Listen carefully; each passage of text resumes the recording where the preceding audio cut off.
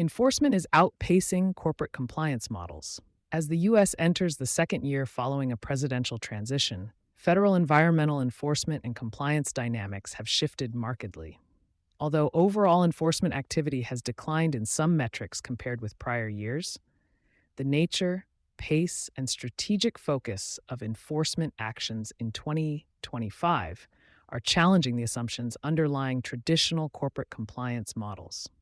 Companies that structured compliance programs around earlier enforcement patterns are discovering that the regulatory environment is no longer defined by volume alone. Instead, enforcement is being reshaped by policy direction, administrative authority, and faster expectations for corrective action, compressing timelines many compliance systems were never designed to meet.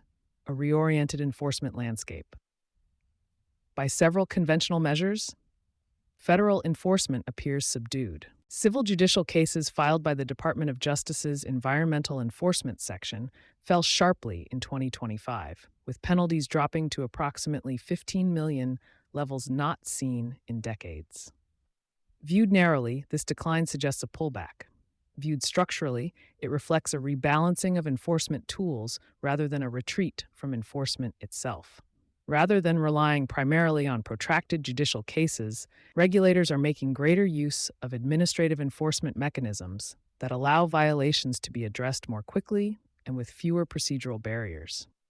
These actions often impose immediate compliance obligations, corrective measures, and monitoring requirements, frequently without the extended negotiation periods that companies historically relied upon. Policy direction is driving speed, not leniency. In late 2025, the Environmental Protection Agency's Office of Enforcement and Compliance Assurance issued a revised enforcement directive emphasizing a compliance-first approach, prioritizing rapid achievement of compliance over extended investigations or sweeping enforcement initiatives.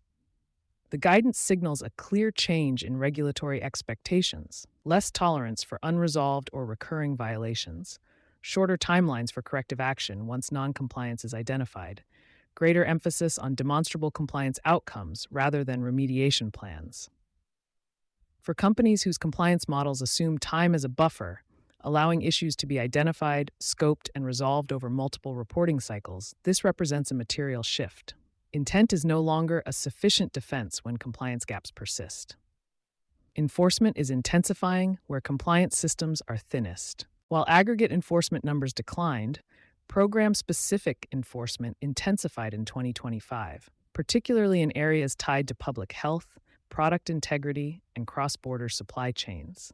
EPA enforcement under the Federal Insecticide, Fungicide, and Rodenticide Act, FIFRI, remained active throughout 2025, with more than 120 administrative actions targeting unregistered products, labeling violations, and improper distribution. At the same time, EPA expanded enforcement coordination with U.S. Customs and Border Protection, seizing illegal pesticide and chemical imports at major ports of entry.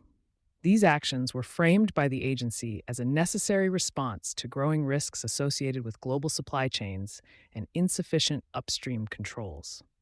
These enforcement patterns matter because they target areas where corporate compliance responsibility is often fragmented across legal, operational, procurement, and third-party functions, precisely where oversight gaps tend to form. Why traditional compliance models are falling out of step. The enforcement environment emerging in 2025 exposed several weaknesses in legacy compliance frameworks. First, administrative enforcement moves faster than internal escalation pathways. Many organizations still rely on audit cycles, committee reviews, and remediation planning processes that assume weeks or months of runway.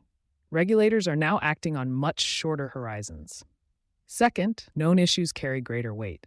Legal analyses of EPA enforcement under the Trump administration highlight a reduced tolerance for unresolved or repeat violations, even where companies can demonstrate awareness or planned corrective action. Third, enforcement consequences extend beyond the regulatory silo. Administrative orders increasingly intersect with operational continuity, import eligibility, customer requirements, and disclosure obligations, turning what might once have been a contained compliance issue into broader enterprise exposure. Exposure is forming earlier and spreading faster. In 2025, enforcement risk is no longer limited to penalties or settlements. Companies facing administrative enforcement may encounter immediate operational constraints tied to corrective actions, heightened scrutiny from customers, lenders, and insurers, increased pressure on governance and internal controls. Because enforcement actions now materialize more quickly and with fewer procedural pauses, exposure often forms before leadership recognizes that compliance risk has shifted into a broader business risk. You've been listening to Sustainability Soundbites by Environment and Energy Leader. For partnership opportunities, please reach out to our team.